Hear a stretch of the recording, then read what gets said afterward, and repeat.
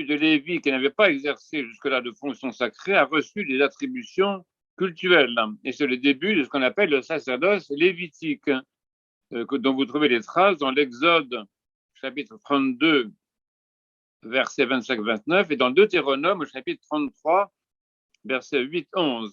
Mais ce que vous devez retenir aussi, si vous voulez bien, c'est à côté de ce sacerdoce lévitique, donc qui est un peu le début oui, qui est vraiment le début, disons, de la hiérarchie dans Israël, le sacerdoce familial a continué à s'exercer, ce qui est très intéressant. Il y a des occasions de revenir là-dessus. Ensuite, à partir de David, il s'est constitué une véritable caste sacerdotale dans le sanctuaire local de Jérusalem, qui est devenu le centre cultuel d'Israël. Et puis après ça, dans les sanctuaires locaux qui sont développés dans d'autres régions, dans d'autres royaumes occupés par Israël. Et ensuite, en 621, il y a une réforme par un certain Josias qui a supprimé les sanctuaires locaux, et donc on arrive à ce moment-là à un monopole lévitique du sacerdoce de Jérusalem. Donc en fait, l'histoire, en quelque sorte, du sacerdoce en Israël va vers une concentration vers Jérusalem, qui est devenu le centre culturel pour tout Israël. Et donc on aboutit ainsi à une hiérarchie sacerdotale. Je vais un peu vite, pardon, mais c'est voilà. Au sommet de cette hiérarchie, il y a le grand prêtre, successeur d'Aaron, le frère de Moïse, comme vous savez, et qui est le prêtre type, et il reçoit une fonction depuis le IVe siècle à peu près. Au-dessous de lui, il y a les prêtres, ensuite les lévites, ensuite le clergé inférieur, groupé en 3 familles où s'intègrent les chantres et les portiers. Vous trouvez ça dans le premier livre des Chroniques, au chapitre 25-26, je crois. Donc il y a 3 classes à ce moment-là, donc on arrive à 3 classes de la tribu sacrée consacrée au Seigneur. Donc oui, c'est constitué une hiérarchie dans le peuple d'Israël. C'est intéressant. Alors, le pontife et les prêtres ont des fonctions précises qu'on appelle les fonctions sacerdotales, le service du culte, particulièrement ce qu'on appelle le sacrifice, qui est accompli principalement par le grand pontife. Si vous avez l'exemple de ça dans l'histoire de Moïse au mont Sinaï, en Exode 24, 4-8, et les prêtres ordinaires, si je peux dire, accomplissent cette tâche chaque jour, et une fois l'an, le grand prêtre apparaît le jour de l'expiation pour le pardon des fautes du peuple. Et les autres prêtres sont chargés également de rites de consécration et de purification, par exemple les purifications des lépreux ou de la femme en couche. Donc ça, ce sont des activités, les fonctions sacerdotales à toutes sortes de degrés. Ensuite, ce qui est très important, c'est que dans les attributions des prêtres, il y a le service de la parole. Les prêtres sont chargés de rappeler les grands souvenirs du passé et de commenter la loi. Ils redisent aux fidèles les récits qui font de la foi, ils proclament la Torah et l'interprètent. Donc, les prêtres se montrent comme les hommes de la connaissance, médiateurs de la parole de Dieu.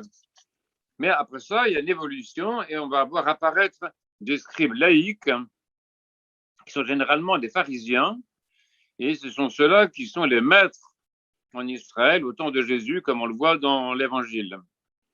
Alors, il faut savoir également que le sacerdoce, dans sa forme, son organisation hiérarchique, a été critiqué fortement par les prophètes, qui ont rappelé toujours un idéal sacerdotal. On a toujours voulu un sacerdoce qui soit fidèle à la Torah, qui soit manifesté par la sainteté des ministres et par la qualité, la pureté du culte. On a toujours attendu le prêtre parfait, le Messie sacerdotal. Et donc, c'est pour ça que Jésus entre dans cette disposition, si vous voulez. Il est apparu, il a pu apparaître, en tout cas, un grand nombre de Juifs comme justement le Messie sacerdotal qu'on attendait. Mais en tout cas, pendant toutes ces différentes époques, différentes phases de l'histoire d'Israël, et l'idée qui reste, et dont on a déjà parlé l'autre fois, c'est qu'Israël est, ça c'est très intéressant, Israël est le peuple prêtre. un peuple prêtre, le peuple prêtre. Hein, vous avez ça dans le Exode 19.6, chez Isaïe 61.6, etc. Et il est le seul peuple au monde qui assure le culte du vrai Dieu.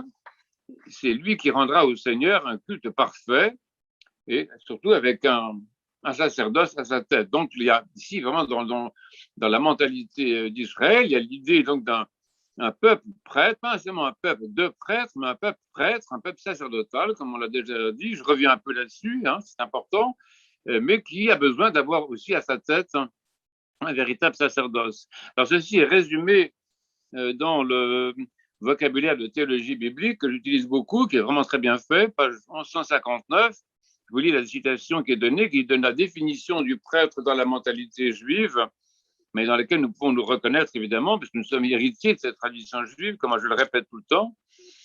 Citation donc du vocabulaire de théologie biblique. Le prêtre porte au peuple la parole de Dieu au nom de la tradition et non de son propre chef. Il commémore les grands souvenirs de l'histoire sainte et enseigne la loi de Moïse. Il porte à Dieu la prière du peuple dans la liturgie et il répond à cette prière par la bénédiction divine. Il assure dans le peuple élu la continuité de la vie religieuse par la tradition sacrée. Fin de citation. Ça, je le redonnerai ou je vous enverrai mes notes si vous voulez, c'est un bon résumé. Alors, quand on arrive à l'Église, je ne reviens pas trop sur le ministère des laïcs dans l'Église, j'en ai déjà beaucoup parlé la dernière fois, mais quand même, je reviens sur quelques points qui sont importants. Que les laïcs sont établis par le baptême, ils sont établis dans le baptême en vue du ministère, de leur propre ministère. Ça, c'est très important. Ça a été beaucoup expliqué par un prêtre russe, Père Afanassiev, dans l'Église du Saint-Esprit. Et donc, le sens du mot laïque veut dire consacré à Dieu en vue de le servir dans l'Église. Et ce qui veut dire qu'il n'y a rien dans l'Église qui soit séculier ou profane. Alors, ça, c'est très important, je vous l'avais déjà dit. Donc, je vous renvoie à la catéchèse du 10 février. Je crois que j'avais dit ça, que les laïcs exercent un ministère commun. Et ça une citation de Père Afanassiev. Cette célébration en commun exprime la doctrine selon laquelle tout dans l'Église est accompli par l'Église elle-même. Donc, il n'y a rien d'extérieur qui puisse pénétrer dans l'Église et agir en elle. Voilà. L'Église est un corps sacerdotal, mais qui est, absolument autonome du point de vue religieux. Vous savez très bien que c'est la question posée par l'histoire, surtout depuis l'époque constantinienne. On a bien vu que, finalement, l'Église a perdu cette autonomie, mais quand même, dans sa définition, il faut revenir à ça. Alors, le peuple de Dieu, pour résumer comme ce qui avait été dit et que ce soit clair, le peuple de Dieu, c'est-à-dire l'ensemble des peuples, donc les laïcs, participent à toutes les manifestations de l'Église. Dans le domaine liturgique, ce sont des célébrants, ça je l'avais redit la dernière fois, parce que l'Église elle-même célèbre, d'accord. Dans le domaine de l'administration et de l'enseignement, le peuple est conduit par ceux qui ont été établis en vue de ces ministères. Donc on va en parler plus loin, les prêtres et les évêques, mais le ministère du peuple dans ce domaine, c'est défini par le jugement ou le discernement. C'est-à-dire que c'est par le discernement et le jugement du peuple que s'établit un consensus, c'est-à-dire un accord. Et ce jugement consiste, pour le peuple de Dieu, à attester que les administrateurs et les docteurs établis par Dieu dirigent lui-même le peuple et l'instruisent conformément à la volonté de Dieu, et que les dons du Saint-Esprit qu'ils avaient reçus leur restent acquis. Donc ça, c'est extrêmement important. On insiste beaucoup là-dessus dans la théologie orthodoxe sur le fait que le ministère principal du peuple, en plus bien sûr de la célébration, c'est le ministère du discernement et qui s'exprime dans le petit mot Amen. Vous savez que le mot Amen est un mot très important qui marque et qui doit absolument être exprimé par le peuple dans la célébration, par exemple, parce que c'est ça qui est la ratification et l'attestation par le peuple de ce qui est proposé par le prêtre ou l'évêque est conforme à la volonté de Dieu est conforme au charisme dispensé dans l'Église. Bon, je ne reviens pas trop là-dessus parce que je voudrais parler en fait des ministères particuliers aujourd'hui.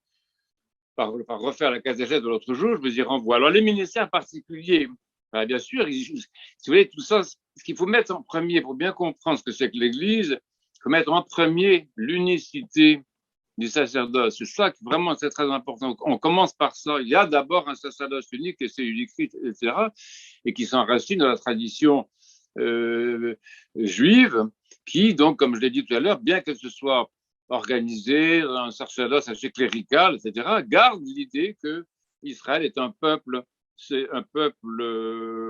sacerdotal. Alors, les ministères particuliers, donc, ils existent, ils apparaissent dans l'Église, hein, mais ils apparaissent à partir des charismes, c'est-à-dire de ce que Dieu agit dans la communauté. Et ça, c'est assez important. C'est souligné surtout le grand théologien, si je peux dire de ça, le grand théologien de l'Église, d'ailleurs, le grand théologien des ministères dans l'Église, c'est l'apôtre Paul. En particulier, je vous renvoie à la première épître aux Corinthiens, chapitre 12, l'apôtre, versets 8 à 11, saint Paul dit ceci, que chacun de vous emploie au service des autres le don qu'il a reçu. Fin de citation. Donc, vous voyez, on voit très bien ça, on voit que les ministères, ça veut dire service. Donc, les ministères dans l'Église, quels qu'ils soient, je vais les détailler après, sont comment dire, c'est ça, une manière d'utiliser pour les autres, pour la communauté, les dons qu'on a reçus et qui sont ratifiés généralement par celui qui préside. Parce qu'effectivement, dans leur exercice, les dons ou les charismes sont établis par Dieu. Et ça, là, ce serait assez long à expliquer, mais c'est assez intéressant. Je pense que les charismes, ils apparaissent d'abord comme suscités par le Saint-Esprit. Par exemple, quelqu'un a envie, se sent dans son cœur l'appel ou l'envie, pas seulement de passer l'aspirateur, mais de chanter ou d'allumer les veilleuses ou de diriger, de faire la catéchèse, par exemple. Donc, ce désir de servir, ça, c'est le signe du charisme, c'est le signe que l'Esprit Saint agit dans le cœur de l'homme. Et après ça, ce signe, pour être, pouvoir être applicable, pouvoir être exercé, il demande la consécration, la ratification et la bénédiction de celui qui préside.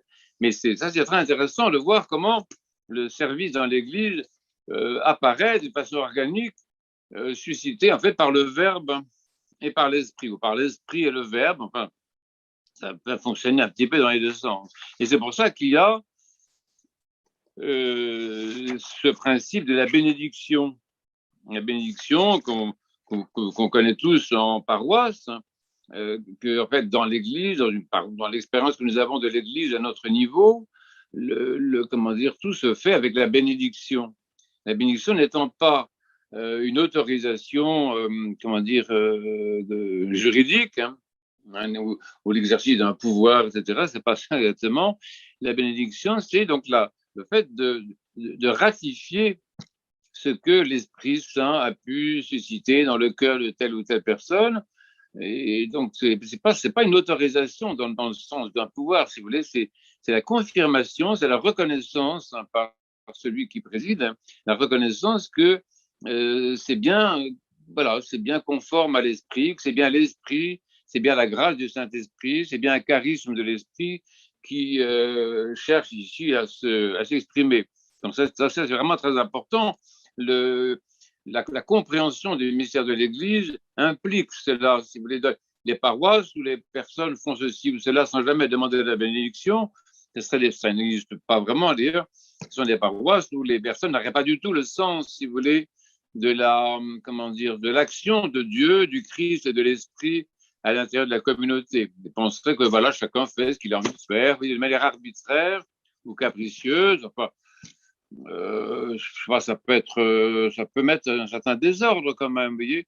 Mais je pense dans une paroisse, dans l'église, à un niveau ou à un autre, hein, au niveau diocésain, aussi au niveau patriarcal, à tous différents niveaux, cette structure-là, si vous voulez, qui consiste à dire, voilà, j'aimerais faire telle chose, est-ce que tu me bénis pour le faire? Voilà, je résume un petit peu. Voilà, j'aimerais faire telle chose, est-ce que tu me bénis pour le faire? C'est-à-dire, est-ce que ce que j'ai envie de faire, est-ce que c'est vraiment de Dieu? Est-ce que c'est vraiment la volonté de Dieu? Est-ce que c'est agréable à Dieu? Alors, donc ici, c'est assez important. Il y a aussi au fond, deux catégories de bénédictions. Il y a les bénédictions permanentes, définitives, pour la vie, si vous voulez, qu'on appelle les ordinations ou chirotonie. Je reviendrai un peu sur les mots tout à l'heure, peut-être, qui sont des ordinations mineures et majeures, y compris le diaconat, et qui sont toutes des bénédictions qui viennent de l'évêque. C'est l'évêque, on en parlera plus loin, c'est l'évêque qui, dans l'Église, est celui qui consacre les personnes dans leur désir de servir de telle ou telle façon. Donc ça, c'est important. Ou bien alors, ces bénédictions peuvent être ponctuelles. Par exemple, quelqu'un reçoit la bénédiction pour faire la catéchèse tel jour, uniquement pour dépanner, je sais pas, vous voyez, ça peut être ponctuel, ou pour l'année, vous voyez, des fonctions qui sont partagées dans la communauté, mais ça peut être ponctuel, annuel, mais pas permanent. Et ces fonctions sont bénies par l'évêque ou le prêtre, hein. Donc c'est quand même assez différent, mais en tout cas celui qui préside, parce que ce qu'on a l'évêque ou le prêtre, on va le voir tout à l'heure, c'est celui qui préside. Alors oui, ce qui est assez intéressant, c'est que quand c'est une bénédiction permanente, ça équivaut à une consécration. Par exemple, le diaconat, je vais revenir sur le détail, c'est une consécration à vie. Vous voyez, cette personne fait ça, elle ne fait pas autre chose. Alors que les autres bénédictions sont temporaires, passagères ou ponctuelles. Alors la liste est longue. La liste est longue. Ça, c'est très intéressant parce qu'en fait, la liste, donc on peut faire des différentes formes de services consacrés ou temporaires. C'est une liste qui est longue, mais qui n'est pas exhaustive. Alors, dans la série des bénédictions aux consécrations permanentes, depuis l'ancienne Église, on trouve les postes, si je peux dire, suivants: l'exorciste, le portier, le lecteur, le chantre, le sous-diacre et le diacre. Et il y a peut-être, j'en oublie peut-être, enfin, principalement, ce sont ces ministères-là, mais qui articulent le service à l'Église, qui sont tous des ministères au service de la communauté, comme vous le comprenez bien. Et l'idée que quelqu'un pourrait exercer un service pour son évolution personnelle, pour sa satisfaction personnelle, pour sa promotion personnelle, est une idée qui est totalement absente de l'expérience de l'Église depuis l'origine. C'est complètement, tout à fait étranger à la mentalité chrétienne. Donc l'exercice d'un ministère, c'est toujours pour les autres, hein, pour le peuple, pour l'édification de la communauté. Et puis là, dans la liste des bénédictions sans consécration définitive, de ces bénédictions, on pourrait dire temporaires, si vous voulez, qui sont justement des bénédictions et pas des consécrations. Alors la liste, elle est immense. C'est tout ce que vous avez envie de faire les uns et les autres, par amour pour le Christ, par amour pour les frères, par amour pour le prochain, ce qui n'est pas la même chose. Donc là, qu'est-ce qu'on a? On a tout ce que vous savez très bien, c'est-à-dire le chantre. Le chantre, je pense à Odile par exemple, le chantre, bon, il a une bénédiction, mais c'est pas une consécration à vie. C'est quand même une bénédiction. Le chantre dans notre église n'accomplit pas son ministère sans demander la bénédiction. Encore que dans beaucoup de paroisses, l'usage ne s'est pas encore bien établi et les chantres ne pensent pas à le faire. Ils ne pensent pas, avant le début de la liturgie, à demander la bénédiction au prêtre. Mais il faut le faire. Il faut le faire parce qu'en fait, qui que ce soit qui chante au chœur ne le fait que justement dans cette structure-là, c'est-à-dire avec l'envie de servir, ce qui est bien légitime et qui vient du Saint-Esprit, et la bénédiction pour le faire, qui est donc la ratification que c'est bien la volonté de Dieu. Chaque fois, comme ce sont des bénédictions temporaires, on doit les demander chaque fois. Mais même comme ça, même dans les bénédictions permanentes, par exemple le diacre, vous avez certainement remarqué que le diacre demande la bénédiction chaque fois, et pourtant il est consacré à vie. Mais chaque fois, il vient avec son vêtement et il demande la bénédiction pour servir. Le sous-diacre également. Donc même ceux qui sont consacrés à vie dans tel ou tel ministère demandent la bénédiction chaque fois. Ça, c'est vraiment très, très important et c'est très typique, en fait, du comportement, si on peut dire, dans l'Église. Mais pour rester dans la liste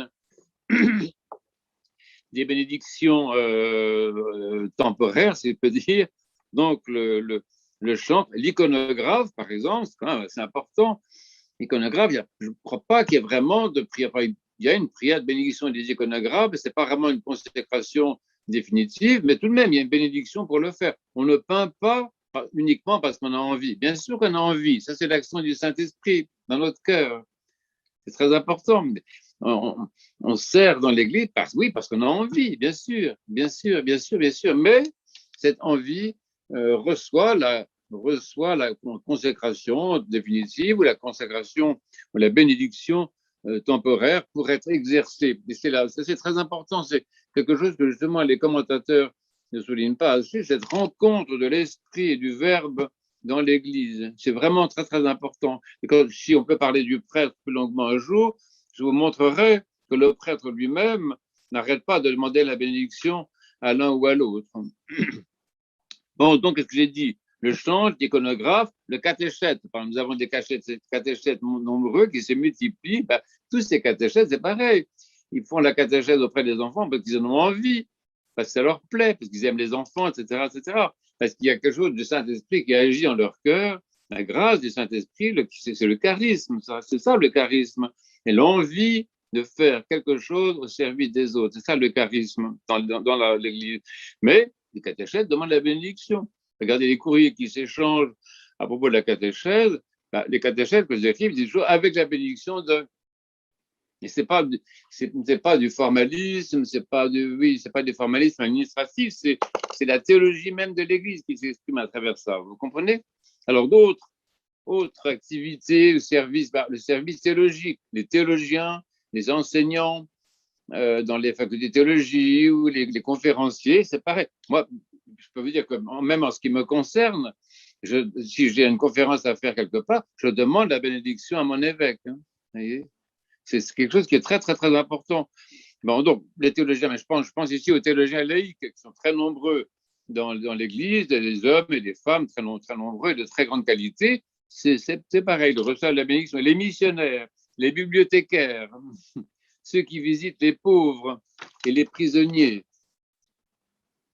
Et en fait, toute forme de service requis par la vie de la communauté. C'est pourquoi on demande la bénédiction.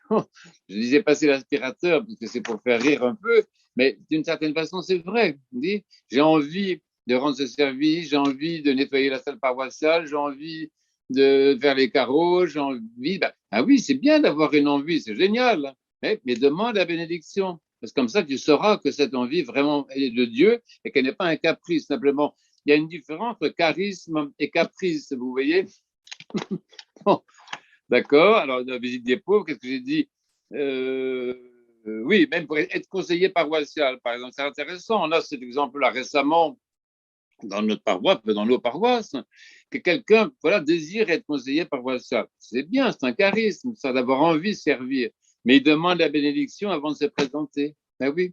Ce n'est pas une autorisation, c'est une ratification que ce désir est de Dieu, que c'est la volonté de Dieu qui va s'accomplir là. Donc oui, ça c'est très intéressant, c'est ça les ministères particuliers, la diversité des ministères de l'Église, toutes ces envies, ces désirs de bien faire, ce désir de faire du bien aux autres, ce désir de rendre agréable la vie de la communauté, c'est magnifique, c'est magnifique. Mais vous voyez comme ça se rencontre bien le désir qui est le signe du charisme et la bénédiction qui est l'attestation, la confirmation, la consécration même temporaire. C'est une consécration aussi, même si c'est temporaire, c'est quand même une forme de consécration. Donc les conseillers paroissiaux, bah oui, je suis désolé, le conseiller paroissial, ce n'est pas une activité purement administrative, c'est une activité paroissiale. C'est un service dans l'Église, un service de l'Église, un ministère dans l'Église. Et quelqu'un qui veut se retirer, il demande la bénédiction pour se retirer. Vous voyez, quelqu'un ne dit pas je démissionne, je sais pas quoi, ça n'existe pas ça, dans l'Église. Vous voyez, c'est un élément hétérogène, c'est quelque chose qui n'appartient pas au mystère de l'Église. On fait ça dans les sociétés, dans les clubs, dans je sais pas où, les activités de la société civile, c'est très bien. Mais c'est autre chose. Et nous sommes l'Église.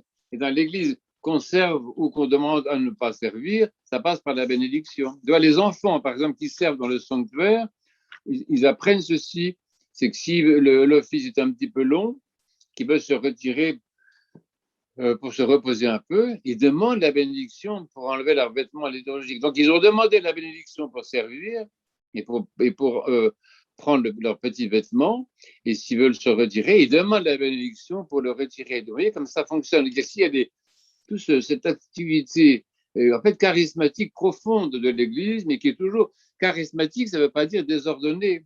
Charismatique, ça ne veut pas dire anarchie. Charismatique, ça veut dire la vie de l'esprit et des charismes de l'esprit dans la communauté, mais coordonnés par la présence du Christ, qui est la tête de ce corps. Et alors, j'oublie encore, je voulais ajouter d'autres dons qui sont admirables, vous voyez, alors que ça va très très loin, parce qu'il y a des personnes qui ont un don de guérison. Mais un don de guérison, là aussi, un don de guérison, il demande à être béni, de façon à ne pas être une activité anarchique, une activité parallèle, et ne pas être soumis aussi à des pièges. Il y a des pièges du démon qui sont très connus, dont on peut parler si ça vous intéresse, mais c'est très important. Quelqu'un qui a un don pour guérir, ben c'est génial, mais voilà, qu'il demande la bénédiction pour ça. Et surtout, moi j'ai pensé à ça aussi, il ne faut pas oublier l'activité professionnelle dans le monde. Ça, c'est vraiment très important. On n'y pense pas forcément. On ne pense pas que ça fait partie des charismes. Une activité professionnelle, quelle qu'elle soit, sauf des activités vraiment nuisibles, sanguinaires et oppressives, qui consistent à faire du mal aux autres dans la société civile, mais je ne parle pas de ça. Et toute activité, comment dire, qui concourt au bien de la société civile, a besoin, si vous voulez, d'être reconnu comme l'expression de la volonté de Dieu. Quelqu'un qui a un nouveau travail, j'ai un de mes amis qui m'a écrit aujourd'hui en disant, voilà, je commence un nouveau travail aujourd'hui. Ben voilà, donne-moi la bénédiction. C'est très intéressant, c'est très beau, c'est que le service des laïcs dans la société civile sous forme professionnelle, des activités professionnelles, quelle qu'elle soit au fond, est une activité qui demande à être bénie, non pas pour être autorisée, mais pour être sanctifiée, pour recevoir aussi l'énergie et la grâce dont on a besoin pour le faire. Donc il y a aussi une rencontre. L'Esprit Saint permet que je pas telle profession en vue, eh bien je vais présenter cette profession à la bénédiction pour qu'elle soit complétée en quelque sorte par une parole qui signifie que c'est bien la volonté de Dieu que je sois professeur, infirmière, garde-barrière, président de la République, balayeur, je ne sais pas quoi, vous voyez, enfin, toute activité. Et ça, c'est très important. Les activités des chrétiens dans la société civile sont également des activités charismatiques et sont également des ministères, des prolongements des ministères. Ça se voit beaucoup dans la langue roumaine. La langue roumaine est une langue extrêmement intéressante et d'une grande richesse. Eh bien, je peux vous dire, pour ceux qui sont pas roumains parmi vous, qu'en roumain, pour parler de la profession civile, on emploie le terme de serviciu. Donc, c'est admirable, oui. C'est-à-dire qu'en fait, dans la conscience du peuple roumain, il y a cette idée qu'une activité dans la société civile, c'est un service. C'est très beau, c'est très beau, c'est très beau. Et en sachant dire qu'à ce moment-là, c'est un élargissement de l'Église, parce que le service dans la société, c'est pas le service des frères, c'est le service du prochain, c'est tout à fait autre chose. Je pense que vous connaissez la différence. Le frère, c'est celui qui appartient à la communauté ecclésiale parce qu'il partage la foi et parce qu'il est baptisé, etc. C'est une chose. Donc, il y a effectivement parmi les ministères de l'Église une bonne part d'entre eux qui sont le service des frères, c'est des membres de la communauté. Le service du prochain, c'est tout à fait autre chose. Le service du prochain, c'est le service des personnes qui ne sont pas membres de l'Église, qui ne sont pas des frères, vous voyez. C'est l'amour du prochain. C'est pour ça que le Christ a enseigné ça de manière très intéressante. Le Christ a enseigné pas seulement l'amour des frères, mais l'amour du prochain. Or, l'activité dans la société civile, qui demande donc la bénédiction, enfin, c'est pas une obligation, si vous voulez, mais si on est un peu intelligent, si on sait ce que c'est que l'Église, si on sait ce que c'est qu'être chrétien, bah, on demande à son évêque ou à son prêtre la bénédiction pour exercer telle profession. Et cette profession va être une activité généralement quand même, surtout dans nos pays civils comme la France, ça va être une activité au service du prochain. Et alors, il y a également un autre cas aussi, comme je vous l'ai dit tout à l'heure, ce n'est pas exhaustif, cette liste des ministères, cette liste des charismes, oui, c'est immense. Il y a une circonstance particulière qui est la vie dans le monastère. Dans les monastères, il y a des formes particulières de service qui sont liées au caractère particulier de la communauté monastique. Et donc, on trouve des noms, un vocabulaire, si vous voulez, qui se rapporte à ça, l'égoumène, le staresse, le célérier, le cuisinier, et surtout, je dirais, la consécration monastique elle-même. Vous savez, vous apprenez que la, la vie monastique est également l'objet d'une bénédiction et d'une consécration. Il y a dans le chemin monastique plusieurs stades qui vont de la bénédiction temporaire, qu'on appelle rasophore, c'est-à-dire celui qui porte un vêtement monastique, noviciat, etc., et qui peuvent être interrompu. Hein, quelqu'un qui est novice peut retourner dans le monde parce que la bénédiction qu'il a reçue est une bénédiction temporaire. Donc, on retrouve ce que je disais tout à l'heure. Et puis, la bénédiction définitive, la consécration définitive, une sorte d'ordination, qui est l'ordination monastique, qui est ce qu'on appelle le monachie du grand habit, quand le moine ou la moniale reçoit un vêtement qui est définitif et qui l'a fait entrer dans la catégorie des moines à vie, en quelque sorte. Donc, ça, c'est très intéressant, très intéressant. Et puis, pour terminer cette énumération des ministères dans l'Église, moi, il me plaît, mais ça m'est propre, parce que c'est vrai que ça ne se trouve pas dans les livres non plus. Je pense qu'il faut parler du ministère conjugal. C'est extrêmement important. Là, vous connaissez tous le sacrement du couronnement dans l'Église. Ben, le sacrement du couronnement de l'Église établit l'établissement d'un couple dans la dignité conjugale, dans le ministère conjugal, qui est un ministère de témoignage, qui est un ministère de manifestation de l'amour du Christ, et qui est un ministère de fécondité, de pédagogie. Enfin, on pourrait en parler longuement, c'est super important. Mais pensez à le noter, ça, parce qu'on n'y pense pas. On oublie, on ne pense pas que le mariage, ce qu'on appelle le mariage, enfin le couronnement, soit un ministère. Mais en fait, ça se voit. Si vous avez assisté une fois à l'office du Saint-Couronnement, et si vous avez assisté à un baptême, et si vous avez assisté à une ordination de diacre, par exemple, et que vous avez les yeux en face des trous, vous remarquez que c'est le même rite. Bah oui. Dans les trois rites, il y a la même procession autour de l'évangile. C'est la même chose.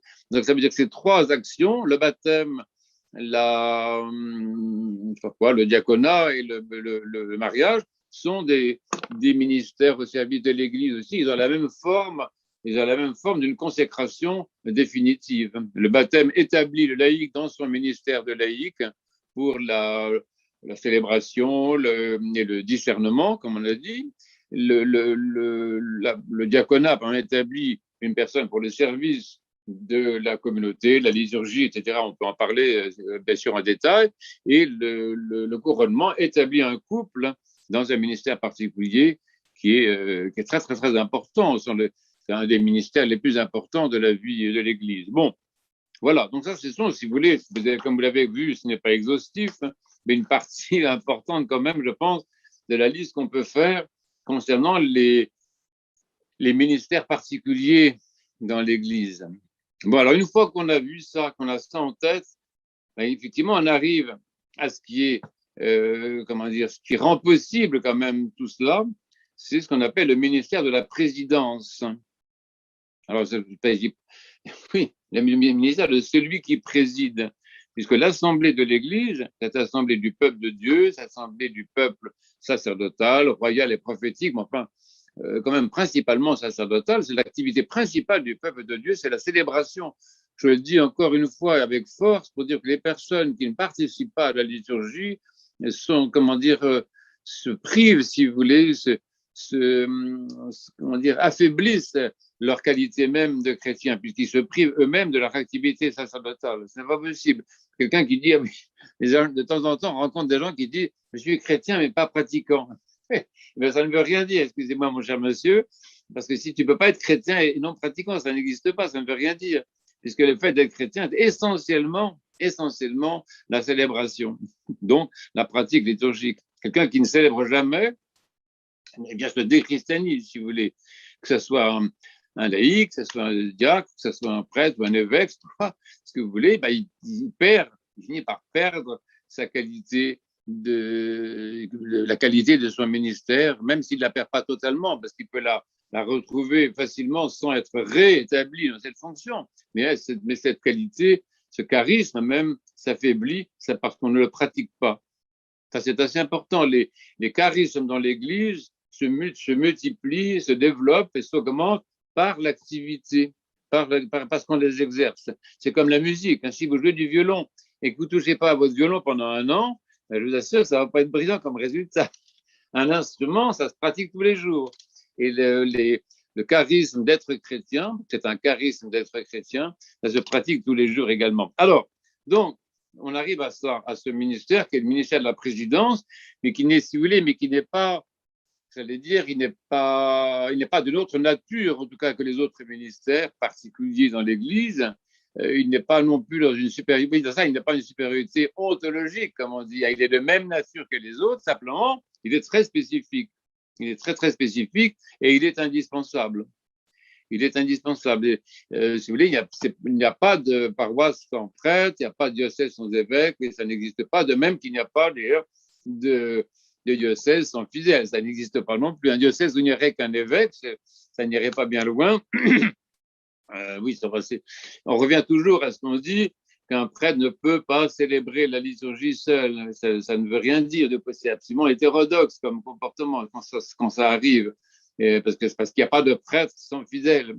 Et de même, il n'y a pas de fidèle qui, en l'absence de prêtre, se permettrait de procéder à l'oblation. Vous voyez, ça n'existe pas non plus. Vous avez de plus en plus, grâce à la situation de l'épidémie, qui est très favorable à beaucoup d'égards, vous avez fait l'expérience, la plupart d'entre vous, justement, des offices sans prêtre. Matines sans prêtre, vêpres sans prêtre, etc. C'est très intéressant. Mais quand vous procédez à ces offices non presbytéraux ou non épiscopaux, enfin sans la présidence de celui qui préside, vous voyez bien qu'en fait, il y a quelque chose qui manque quand même quelque part, vous voyez. Et en tout cas, c'est possible pour les offices généraux de l'Église, mais ce n'est pas possible pour l'Eucharistie. Un office d'Eucharistie sans prêtre, ça n'existe pas. Vous voyez, il existe un office qu'on peut dire sans prêtre, qui est l'office des typiques, hein, qu'on peut célébrer le dimanche matin en l'absence de prêtre, et on va jusqu'à la lecture de l'Évangile. Vous connaissez ça, on peut en parler si ça vous intéresse, mais ça n'a, si vous voulez, ce n'est pas l'office plénier de la liturgie, de la divine liturgie. Alors, le ministère de la présidence, pourquoi est-ce qu'on en parle? Parce que si vous voulez, ça a toujours existé. L'Église n'a jamais été anarchique. Hein. Ça faut que ce soit clair aussi. Il y a des personnes qui pensent que à l'origine, c'était formidable avec des laïcs. Bon, et puis qu'après ça, je ne sais pas quelle personne a eu l'idée d'inventer la prêtrise et l'épiscopat, mais à une époque tardive. Ce sont des personnes qui n'ont jamais étudié la moindre page, vous voyez. Non, non, pas du tout. Dès l'origine, toujours, l'Église a été un ordre. Et ça se voit beaucoup dans l'Évangile. Alors moi, ce que j'ajouterais ici aux autres commentateurs de ce sujet, c'est qu'on voit très bien dans l'Évangile la structure de la communauté première. On voit très bien qu'il y avait une hiérarchie déjà à 2 degrés, enfin, sous la tête du Christ quand même qui était présent, hein, mais une hiérarchie à 2 degrés qui étaient les apôtres et les disciples. Vous savez ça, hein, quand on lit les textes, on voit très bien. Les disciples, il y en avait 70 ou plus, je ne sais plus, mais les apôtres, il y en avait 12, à un moment, il y en avait 11, après ça, on en a trouvé un autre, c'est l'apôtre Paul, et donc, il y a bien une structure hiérarchique de l'Église dès l'origine. Et ça va aussi avec l'idée d'ordonnance, d'ordre, de paix, d'organisation, de cohérence. Voilà, je pense que c'est ça le mot. Moi, j'aime beaucoup le mot cohérence, parce que le mot cohérence, si vous voulez, il ne nous fait pas accepter l'idée d'un ordre asphyxiant ou clérical, mais il nous fait accepter l'idée d'une unité à laquelle tout le monde coopère avec bonne volonté, dans la concorde. C'est une église, une concorde, une cohérence, une communion, comme on dit si bien, mais c'est un ordre, vous voyez, c'est incontestablement. Alors justement, celui qui préside, que ce soit le prêtre ou l'évêque, je vais y revenir un peu, que celui qui préside, eh bien, si vous voyez, il assure, enfin, il garantit l'unité de l'Assemblée, et ça c'est un adage patristique que vous connaissez certainement. On a toujours dit ça depuis saint Ignace d'Antioche, depuis d'autres. On dit saint Irénée de Lyon, saint Cyprien de Carthage. On sort toujours le même adage qui est là où est l'évêque, là est l'Église. Et bon, après ça, on dit l'Église est dans l'évêque et l'évêque est dans l'Église. C'est-à-dire que la présence de l'évêque, donc de celui qui préside la communauté chrétienne, la présence de l'évêque est la manifestation d'un ministère d'unité. Et donc, dans l'époque ancienne, chaque église locale était présidée par un évêque précis. Donc ça a été longtemps le cas, c'était ce qu'il y a de mieux. À notre époque, il y a un certain flou, on va dire, dans ce système d'organisation, mais le principe même, si vous voulez, du lien organique entre l'évêque et la communauté, c'est très très ancien, parce que l'évêque, au fond, signifie, il ne remplace pas le Christ, il n'est pas le délégué du Christ, il n'est pas le vicaire du Christ, rien de tout ça, mais il signifie, à la tête de la communauté, il signifie la présence du Christ. Pour ça, dans la liturgie, ça se voit à plusieurs moments. C'est l'évêque qui est derrière l'autel, il est le seul à pouvoir être à cette place-là au milieu, sous l'icône même du Christ en gloire. Donc, voilà, donc, et ce ministère est un ministère pastoral, comme vous savez très bien, c'est-à-dire l'évêque est là pour guider le peuple, pour le conduire au pâturage, c'est-à-dire à se nourrir de la parole de Dieu, se nourrir des dons du Saint-Esprit. Le rôle de l'évêque, c'est-à-dire celui qui préside toujours, c'est d'être gardien du trésor de la foi, c'est très important. Épiscope, ça veut dire surveillant. Épiscope, surveillant, mais pas surveillant, c'est pas un pion non plus, si vous voulez, mais c'est quelqu'un, si vous voulez, qui veille à la tête du troupeau et qui veille de différentes façons pour voir que tout le monde soit heureux, que les charismes se développent de manière normale et harmonieuse, mais pour voir également que la foi est confessée de manière correcte et conforme à ce que le Christ lui-même nous a légué. Ça a toujours été ça la préoccupation des chrétiens, c'est rester fidèle à ce que le Christ a donné aux apôtres, quand même, oui, sans changement. C'est vraiment très important. La stabilité de la foi et de la tradition à travers les siècles, elle dépend des évêques. Ce sont les évêques qui font ça. Bon, donc il fait ça. Il préside la célébration liturgique et il en est la référence. Vous connaissez ça quand vous avez assisté à une liturgie pontificale, vous avez assisté à la liturgie dans sa plénitude. C'est magnifique. L'autre jour, nous étions, deux cas, nous étions pour l'enterrement de Père Jean à Chalon, près de Chalon-sur-Saône. C'était magnifique, si vous voulez, parce qu'on avait la présence de l'évêque, si près autour de lui, ce qu'on appelle le presbytérium, un diacre, des acolytes, etc., et l'ensemble du peuple autour de notre bon Père Jean, qui était dans ses vêtements liturgiques, c'est-à-dire un des célébrants, finalement. On avait une icône de l'Église. On avait une icône de l'Église, très beau. Et alors, ce qu'il faut savoir, c'est que, oui, que celui qui est, donc ça, il s'agit de l'évêque ou du prêtre qui est son délégué. Le prêtre dans l'Église, il y a eu une histoire, c'est très très complexe. On pourrait parler de ça pendant 2 heures. Au début, si vous voulez, on avait ce qu'on appelait les presbytres, c'est-à-dire les anciens. Et parmi les anciens, il s'en est dégagé un qui était le premier des anciens, le premier des presbytres, et qui est devenu l'évêque, en quelque sorte. Donc l'évêque, au fond, il est le premier des prêtres. Mais à l'inverse, c'est lui qui ordonne les prêtres, c'est lui qui les bénit, et c'est lui qui les préside. Mais que ce soit le prêtre ou l'évêque, ça, je le dis avec insistance aussi, parce qu'on pense à l'ordination prochaine de notre diacre, le, le prêtre ne reçoit pas, il ne reçoit pas le sacerdoce, vous voyez. Je pense qu'il y a vraiment des idées assez inexactes qui circulent. Les gens disent un tel va devenir prêtre, comme s'il allait recevoir la prêtrise. Mais non, pas du tout. Il ne peut pas recevoir le sacerdoce puisqu'il l'a déjà par le baptême. Il ne reçoit pas le sacerdoce, mais non, mais non, mais non. Il reçoit le ministère de la présidence. C'est très, très différent. Oui, il reçoit la grâce et la fonction définitive, d'ailleurs, de présider la communauté sous ses différents aspects. C'est vraiment important. Donc, c'est de noter ça comme quelque part. Évidemment, en français, il y a une confusion entre sacerdoce et prêtrise. Sacerdoce, c'est évidemment le charisme commun de l'Église, comme je le dis depuis le début. Et prêtrise, chez nous en français, ça désigne un ministère particulier, qui est le ministère de la présidence. Mais dans d'autres langues, comme la langue roumaine, pour y revenir, la confusion peut exister, puisqu'ils ont le même mot.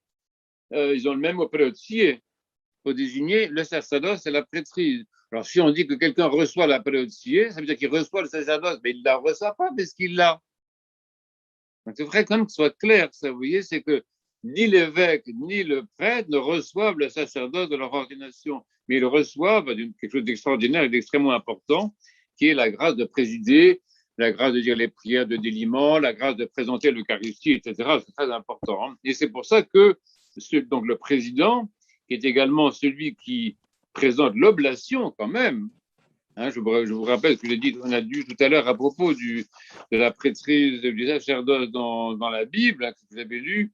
Le prêtre porte au peuple la parole de Dieu, il commémore les grands souvenirs, il porte à Dieu, mais il assure dans le peuple élu la continuité de la vie religieuse. Mais bon, d'accord, mais dans la tradition, dans la, comment dire, la vie chrétienne, le prêtre ou l'évêque est celui qui présente l'oblation. Il est celui, c'est pour ça qu'on appelle celui non seulement qui préside, mais celui qui rend grâce. C'est celui qui présente l'action de grâce, en particulier la grande anaphore de la liturgie eucharistique. Et il fait cela au nom de tout le peuple. Ça c'est clair, c'est pour ça que le peuple est là et répond Amen, c'est-à-dire ratifie la justesse de ce qui est accompli par celui qui préside.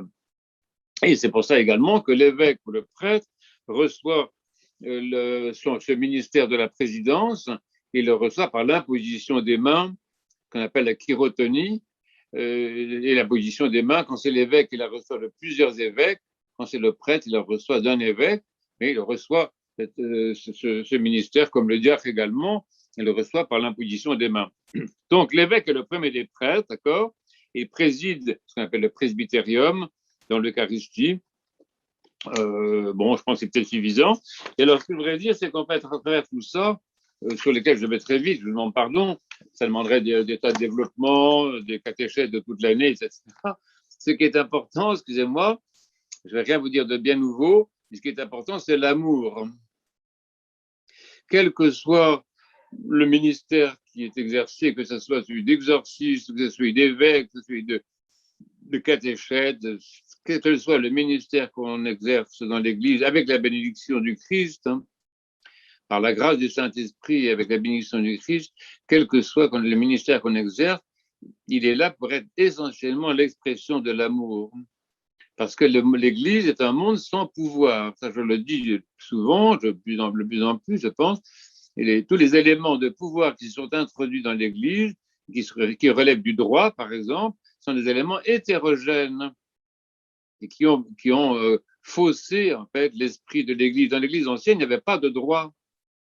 Le droit a été introduit dans la vie ecclésiale qu'à partir de l'empereur Constantin.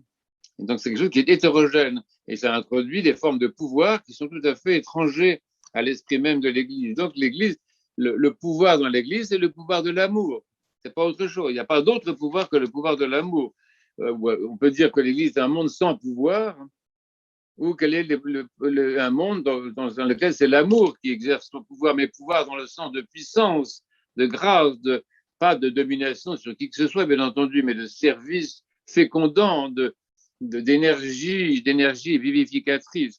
Et c'est pour ça que je vous dis, c'était vraiment la mentalité de l'Église ancienne. La preuve, c'est que dans la première épître de Saint Pierre, que vous relirez, au chapitre 5, versets 1 à 3, ce grand apôtre dit ceci: voici, j'ai une citation, voici les exhortations que j'adresse aux presbytres. Les presbytres, donc c'est les prêtres, qui sont parmi vous. Paissez le troupeau de Dieu qui est sous votre garde, non par contrainte, mais de bon gré, selon Dieu. Non pour un gain sordide, mais avec dévouement. Non comme dominant sur ceux qui vous sont échus en partage, mais en étant les modèles du troupeau. Fin de citation. Donc on voit qu'en fait, à travers tout ce que j'essaie de dire plus ou moins adroitement, les structures de l'Église, cette hiérarchie de l'Église qui est magnifique, qui est organique, qui est, comment dire, qui est bonne, si vous voulez, qui est bonne et bénie. En fait, ce qui est le principe de tout ça, c'est l'amour. Vous savez, le Christ dit ça, particulièrement le jeudi saint, quand il lave les pieds des disciples, il leur montre exactement ce que c'est que le gouvernement de l'Église. Il y a le service les uns des autres, et ça est par amour, et le fait que celui qui est à la tête, eh bien, se fait le plus petit, etc. Ces paroles que vous connaissez et que nous allons réentendre bientôt pendant la Semaine Sainte. Voilà, je vous remercie beaucoup de votre patience. et j'espère que c'est intéressant.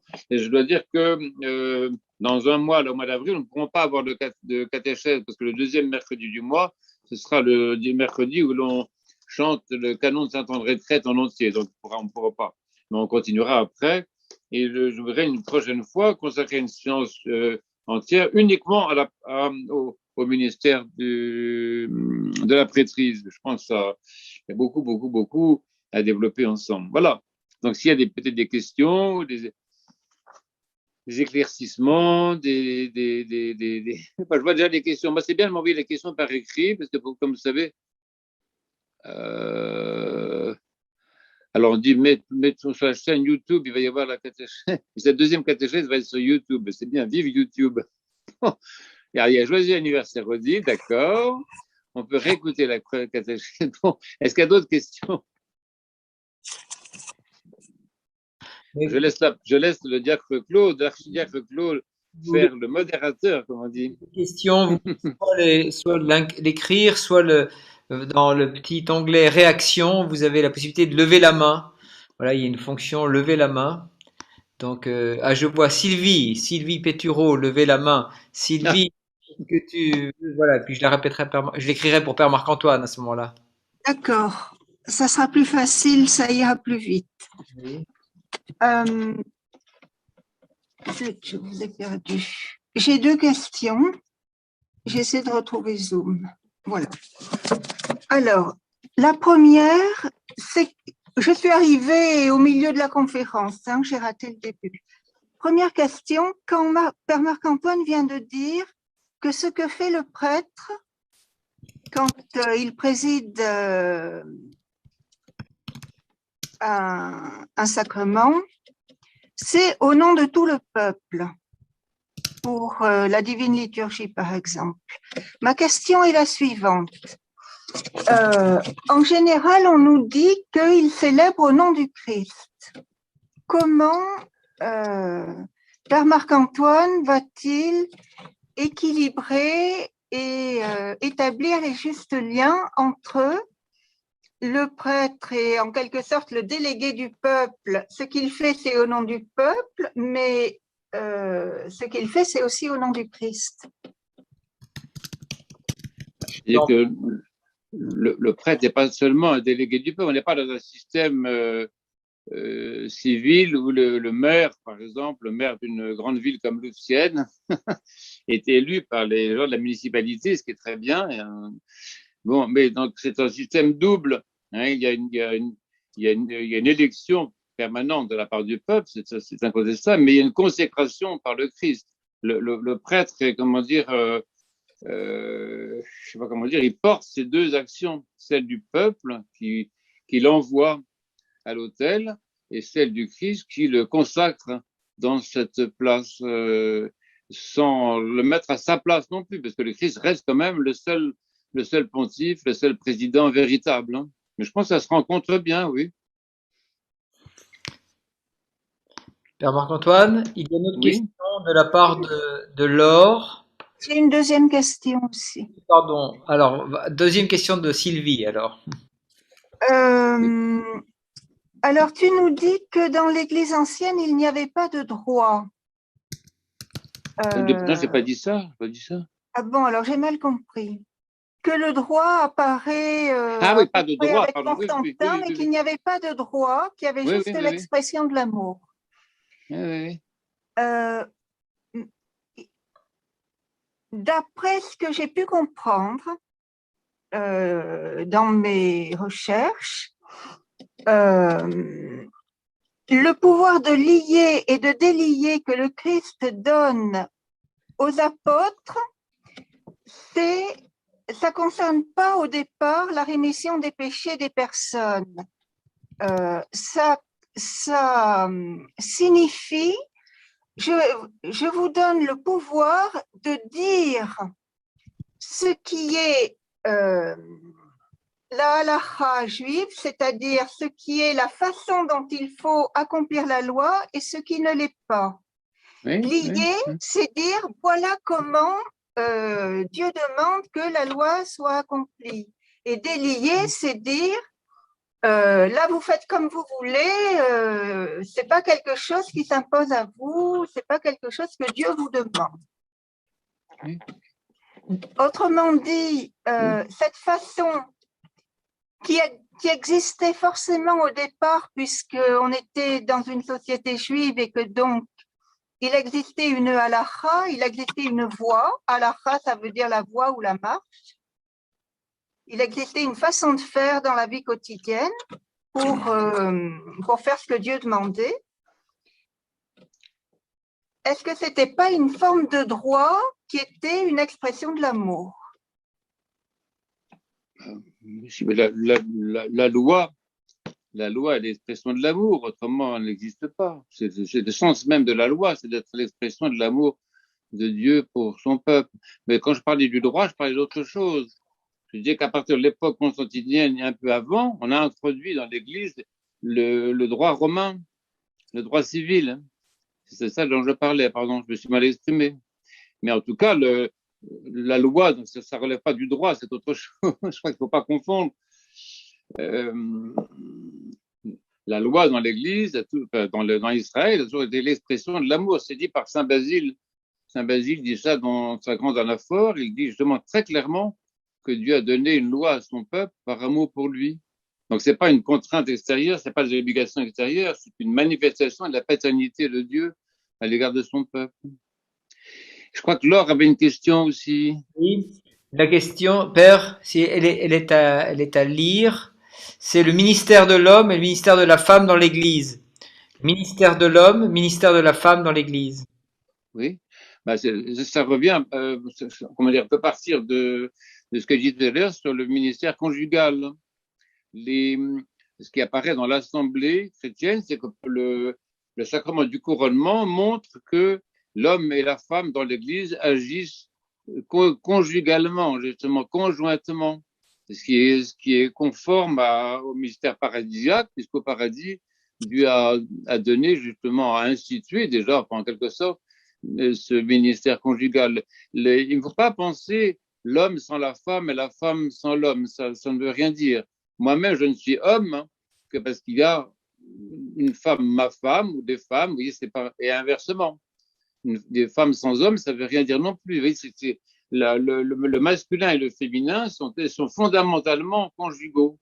Donc, c'est pour ça que dans nos paroisses, la coopération homme-femme est continuelle. C'est très beau. D'ailleurs, ça fonctionne quand même assez bien à différents endroits, disons, de la vie paroissiale, cette conjugalité de l'homme et de la femme.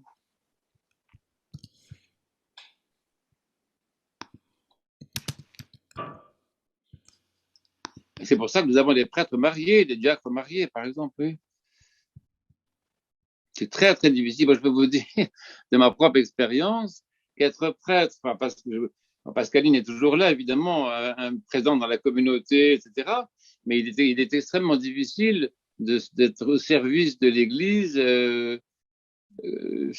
d'une manière célibataire ou dans des situations dans lesquelles la conjugalité n'est pas très facile à toucher du doigt, on va dire. Vous voyez, c'est important ça. Merci pour cette question. C'est une question très intéressante. Ça me permet de dire ça. Je n'ai pas eu l'occasion de dire avant. Autre question. Maria demande, mais dans la vie monastique, je pense, la question se pose autrement, n'est-ce pas? Ah, mais la question de la vie monastique, c'est un petit peu différent, parce que la vie monastique, si vous voulez, elle exprime, comment dire, un état de l'humanité dans lequel le masculin et le féminin sont dépassés. Donc la question se pose différemment. Le monde monastique correspond à la prophétie du royaume qui dit qu'il n'y a dans le royaume, il n'y a plus ni homme ni femme. C'est pour ça qu'ils portent le même vêtement, c'est pour ça qu'ils ont les mêmes coutumes, etc. Ça, c'est très clair, ça. Pour parler le langage de notre époque, dans la vie monastique, les genres, le fameux genre, est dépassé. Alors que dans la vie conjugale, le genre est assumé le mieux possible.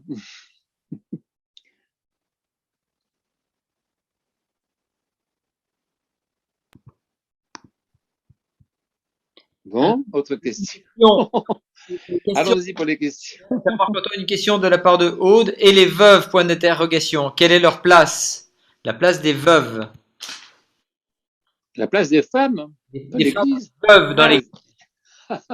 mais elle est assez claire. Un nombre impressionnant de ministères particuliers sont exercés par les femmes.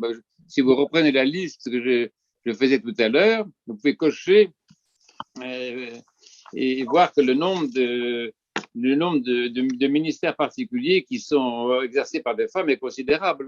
Non, Marc-Antoine, mais des femmes dont l'époux s'est endormi. Comment? Les femmes qui sont veuves. Oui, Femmes dont le mari est entré dans son repos. Donc les femmes qui se retrouvent seules. oui. Quelle est leur place? Quel est leur ministère particulier? Le ministère des veuves. Oui, voilà. Oh, mais généralement, les personnes qui sont veuves dans les églises, autrefois, c'était très net. Les veuves vivaient autour de l'évêque, hein, et s'occupaient beaucoup d'activités caritatives, beaucoup d'activités pédagogiques, participaient à la catéchèse, ou bien, si on prend l'exemple de Anne, la prophétesse dans l'Évangile, elle vivait dans la solitude. C'est un petit peu un peu une sorte de préfigure de ce qu'a été le monachisme après, oui. Soit se consacrer à la prière, comme Anne la prophétesse, soit se consacrer à des activités manifestant l'amour du Christ au sein de la communauté chrétienne autour de l'évêque.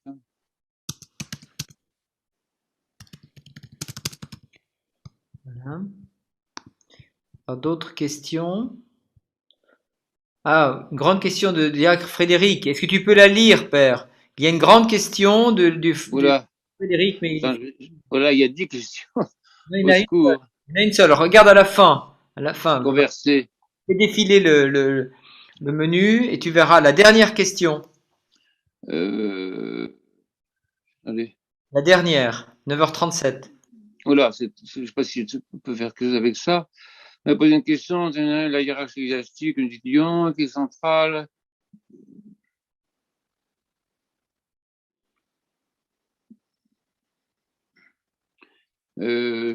Oui, le diacre Frédéric parle du livre de la hiérarchie ecclésiastique de Denis l'Aréopagite. En fait, effectivement, Denis l'Aréopagite voit l'Église comme un organisme hiérarchique, c'est-à-dire qu'à chaque degré des ministères, la lumière divine, la grâce divine se déverse vers les personnes les plus simples, les moins instruites, par exemple. Il y a effectivement un ruissellement, si je peux dire, un ruissellement de la grâce et de la lumière du haut, c'est-à-dire du Christ lui-même, le Christ qui est la tête de la hiérarchie, hein, chez Denis l'Aréopagite comme pour nous. Et donc, à partir du Christ lumière, du Christ verbe, du Christ amour ineffable, se déverse de degré en degré cette grâce. Mais ce que dit aussi Denis, c'est que cette grâce, elle remonte. C'est très intéressant.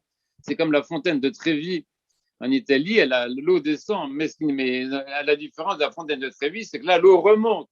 Parce que les fidèles qui ont reçu cette grâce hiérarchique, ils la font remonter par leur prière, par leur action de grâce et par l'exemple de toute leur vie. Donc il y a un mouvement ascendant également. Je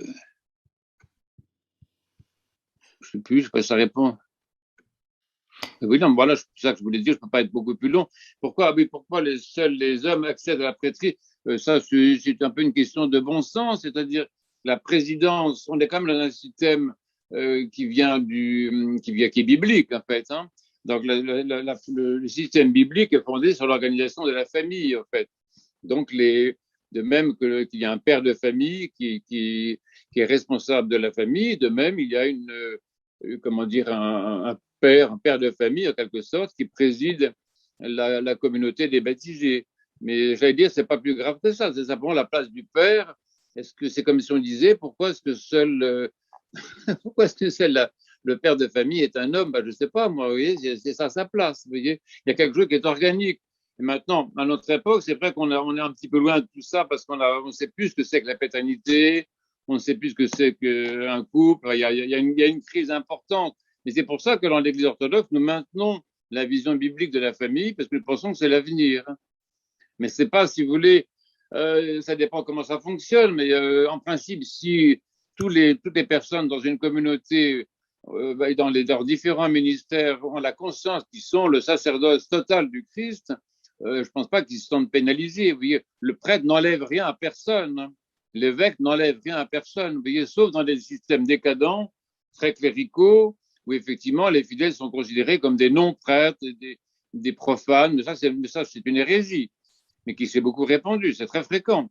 L'Église chrétienne, depuis 2000 ans, a connu ce système-là, dans lequel, au fond, les laïcs sont considérés comme des sous-chrétiens. Mais ce n'est pas vrai.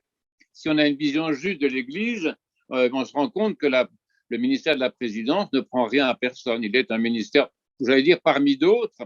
Vous avez entendu d'ailleurs tout à fait l'apôtre Pierre, il dit les presbytes qui sont parmi vous. C'est intéressant. C'est-à-dire que le ministère de la présidence, qui est exercé effectivement, qui est masculin, ce ministère, il est au milieu du peuple. Vous voyez. Alors, pour ça, c'est vrai qu'il faut voir comment on l'exerce. Hein.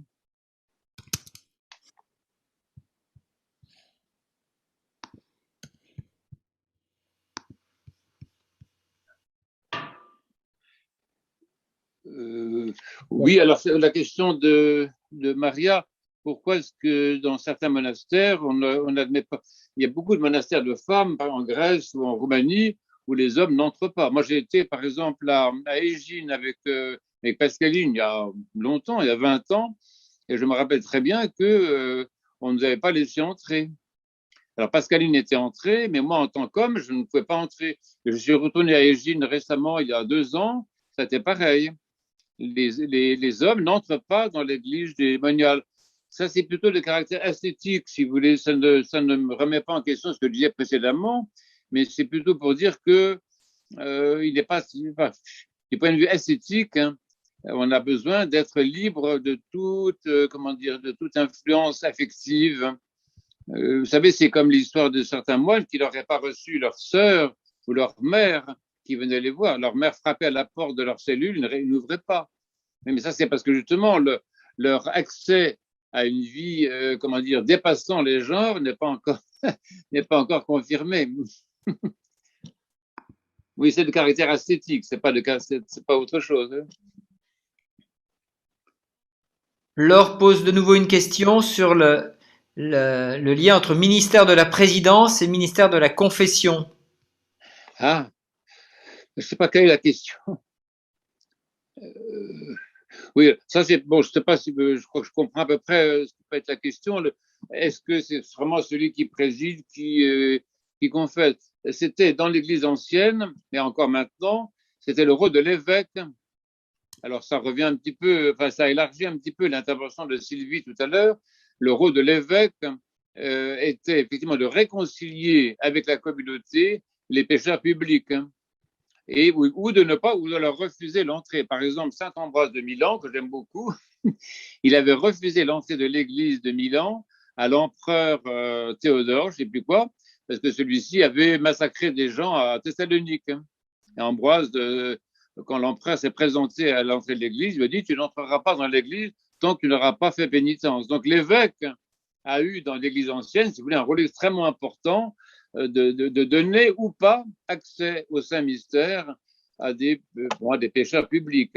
Et effectivement, donc au moment du carême, à la fin du carême en particulier, les pénitents étaient réconciliés avec l'Église par l'évêque. Ça, c'est lié beaucoup au ministère de la présidence, effectivement, de réconcilier, enfin, c'est l'absolution qui réconcilie le pénitent avec l'Église.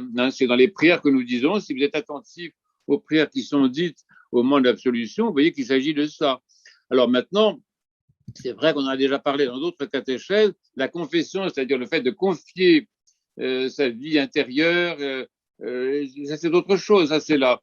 Le conseil spirituel, ce n'est pas forcément lié au ministère de la présidence. Il y a beaucoup dans les monastères, par exemple, il y a beaucoup de moines qui ne sont pas prêtres, donc qui n'ont pas du tout ce ministère-là et qui ont une activité de père spirituel remarquable. C'était le cas. Le père spirituel de Saint Simeon, nouveau théologien, qui s'appelait Simeon également, n'était pas prêtre.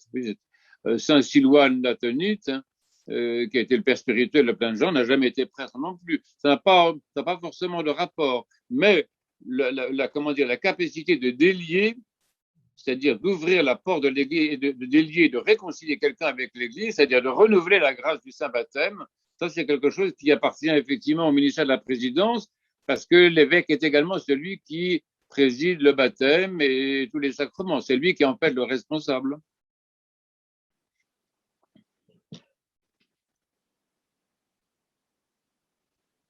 Bon, autre chose. Je sais pas, oui, oui. Là, je sais, j'ai répondu à cette question, non? Oui, c'est pas une question. Enfin. Est-ce qu'il y a d'autres questions?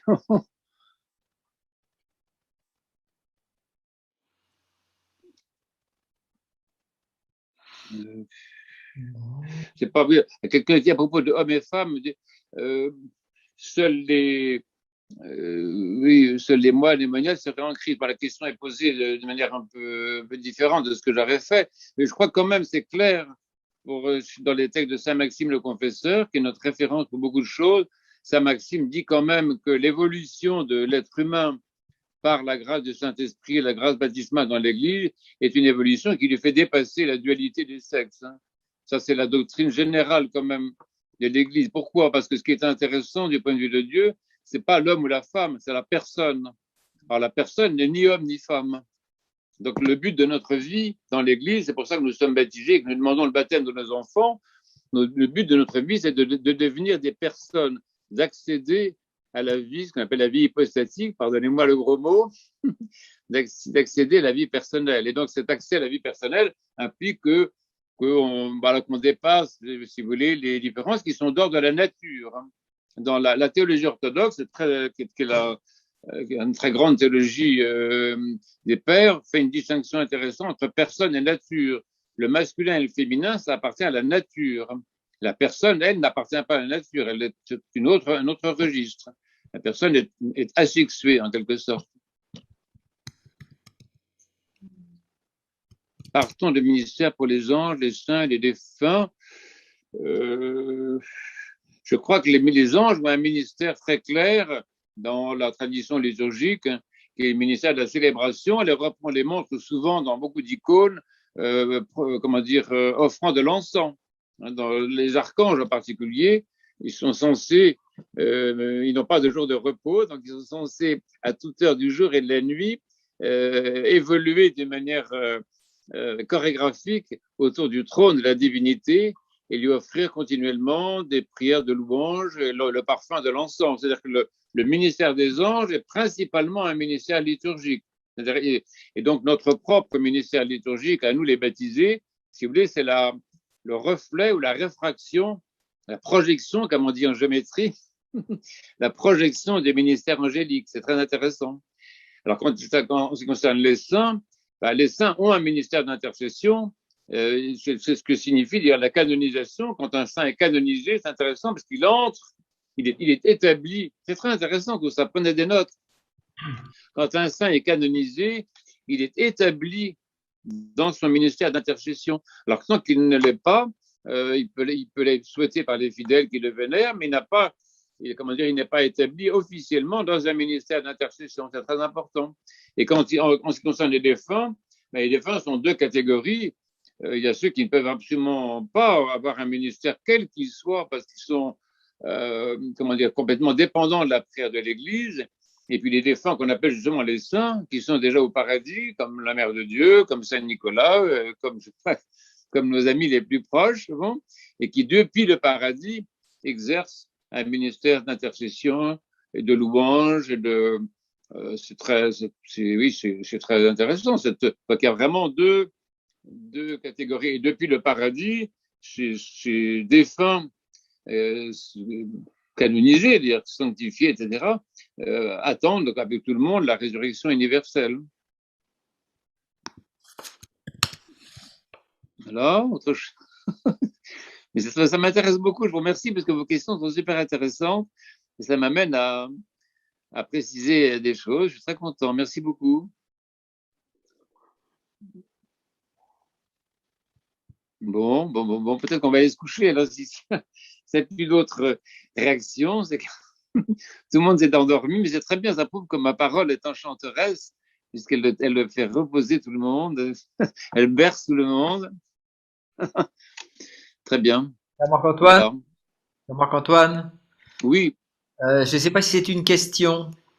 Enfin, précédemment, Séraphine posait quand même une question, la suite de celle à laquelle tu viens de répondre, et pour les bébés, et pour les enfants, comme la petite qui vient de s'endormir récemment, Cassiana par exemple, des enfants qui n'ont pas eu le temps de pécher, on peut dire, des innocents, des défunts innocents. oui, oui. Ben, ça, c'est très intéressant parce qu'il faut regarder l'office. Il y a un office dans l'Église orthodoxe qui est quand même l'Église. Hein. C'est là qu'on voit, excusez-moi, c'est comme ça qu'on voit que l'Église orthodoxe est vraiment l'Église avec un grand E. C'est que l'Église orthodoxe propose des offices très précis. Par exemple, l'autre jour, on a entendu une bonne partie de l'office des funérailles pour un prêtre, très très clair, c'est plus un enseignement que nous avons entendu. Et il y a un office spécial aussi des funérailles des enfants. Alors justement, dans l'office des funérailles des enfants, il y a des parties, je ne l'ai pas là sous les yeux, mais vous regarderez, il y a des parties qui sont très nettes et qui établissent justement, c'est un moment où l'enfant, dans son innocence, qui est relative, parce que tout le monde quand même mérite du péché des ancêtres, enfin, son innocence personnelle, on va dire, dans son innocence personnelle, l'enfant est établi, établi dans une place d'intercession pour le monde. Et ça, c'est très grand, c'est une grande consolation pour les parents, je pense quand même, et pour nous aussi, parce que comme vous savez qu'il y a des millions d'enfants assassinés tout le temps, généralement par le procédé de l'avortement, etc. C'est un scandale planétaire, et ces milliers d'enfants qui sont assassinés tout le temps, en fait, comment dire, sont aussi placés, parce qu'ils sont assassinés, mais ils ne sont pas anéantis. L'homme n'a pas n'a pas le pouvoir, heureusement, d'anéantir qui que ce soit. Donc, aucun des enfants assassinés n'est anéanti, bien entendu, mais comment dire, il est promu par Dieu lui-même à une position qui est celle des martyrs, des martyrs principalement, des martyrs, des justes et des saints qui intercèdent pour nous, ce que dit le livre de l'Apocalypse. Mais ça aussi, ça pourrait être l'objet d'une catéchèse spéciale, de chercher dans la Sainte Écriture des passages qui se rapportent à ce ministère précis, et on va appeler ça le ministère d'intercession des enfants innocents. C'est très intéressant. Attends, il y a encore une question. Pardon. Je cherche à les récupérer.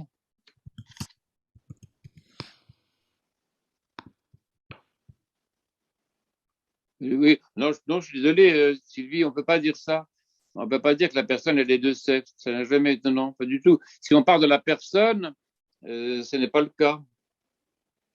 L'hypostase en l'homme n'est pas sexuée, parce que la sexuation appartient à la nature et non pas à la personne. Enfin, si on suit la théologie orthodoxe, pour ça, le reste, c'est une question d'opinion, c'est autre chose. Il y avait une question précédemment, Père Marc-Antoine, Anna Palanchuk, Saint-Maxime. Ah là, Anna Palanchu, alors ça, je la redoute parce qu'elle en sait plus que moi. C'est bien des choses. Merci. Saint-Maxime par un état de prêtrise à laquelle on accède grâce à l'attention, à la contemplation, en veillant sans cesse aux vertus, etc., etc. Est-ce que c'est la prêtrise Non, ça c'est un problème de traduction. Enfin, une traduction, je pense que Saint-Maxime, dans sa sagesse, il parle du fait que notre charisme sacerdotal que nous recevons au baptême, eh bien, comme nous rendons bien compte qu'il n'est pas complètement actualisé. Nous sommes la plupart du temps, enfin, je pense à moi-même, bien sûr, je ne pense pas à vous qui êtes meilleur que moi, mais en ce qui me concerne, la sacerdotalité, si je peux dire, de mon existence de chrétien, elle est encore très sous-développée, très sous-développée. Alors le fait d'exercer le ministère de la présidence, ça aide un peu quand même. C'est vrai que beaucoup peut-être de présidents, prêtres ou évêques ont été encouragés, mais pas forcément, pas forcément. Il y a moi je connais parmi les fidèles des personnes qui sont beaucoup plus évoluées dans leur sacerdotalité que tel prêtre et que moi-même en particulier. Je pense qu'ici que Saint-Maxime, enfin, si je n'ai pas le texte sous les yeux, mais Anna le connaît, il parle justement, disons, du fait de développer par l'attention par la vie ascétique. C'est le but du carême en particulier. Je pense que le carême, c'est très important. Très, très important. Faites le carême, suivez le carême scrupuleusement.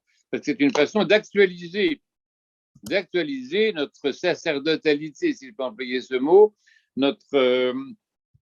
pas notre nature, c'est pas une nature, mais notre caractère, notre charisme sacerdotal reçu au baptême. Mais c'est vrai que si on n'a pas de vie ascétique, si on ne travaille pas, c'est comme le violon, je le disais tout à l'heure, eh bien on ne progresse pas. Et en fait, c'est le cas du christianisme à travers les époques. On a bien vu que des masses de chrétiens, si vous voulez, c'est simplement passifs, consommateurs, spectateurs, vous voyez, n'accédaient pas à leur sacerdotalité, dont pourtant ils avaient le don en eux par le baptême. Ça, c'est lié à l'actualisation de la grâce baptismale, je crois. Alors, il appelle l'état de prêtrise, mais oui, il faut regarder un petit peu le texte. Hein.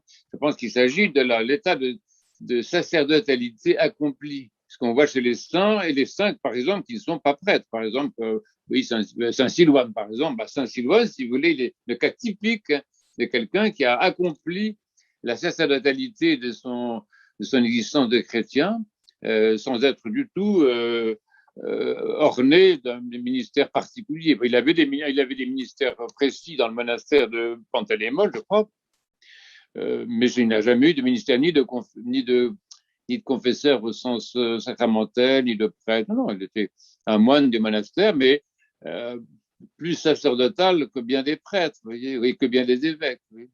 C'est très relatif. Vous savez, la hiérarchie dans l'Église, c'est quelque chose d'instrumental finalement, mais ça ne dispense pas les personnes de progresser à l'image du Christ. Hein. Et je sais bien, moi, par expérience, je sais bien qu'il y a des laïcs qui sont beaucoup plus saints, beaucoup plus ressemblants au Christ que le premier prêtre venu, enfin que moi-même, par exemple. Franchement, je dis ça, c'est pas la fausse humilité, mais je le sais très bien. Très bien. Je suis prêtre depuis 45 ans. J'ai vu pas mal de choses et donc je n'ai plus aucune prétention dans ce domaine. Bon, merci Anna. Vous m'en direz plus parce que bon, oui. Alors les bébés, oui c'est ça. On a répondu à ça. On a parlé des bébés, je crois. Est-ce qu'on a parlé de tout? Oui. Effectivement. Bon, je crois qu'on oui, on a fait un peu le tour, non? J'ai l'impression. Oui, il est 22 heures, Père. Je pense qu'on va conclure et On par va peut-être, oui, c'est le moment de prier voilà. pour s'endormir d'un repos bienfaisant. Oui, Père.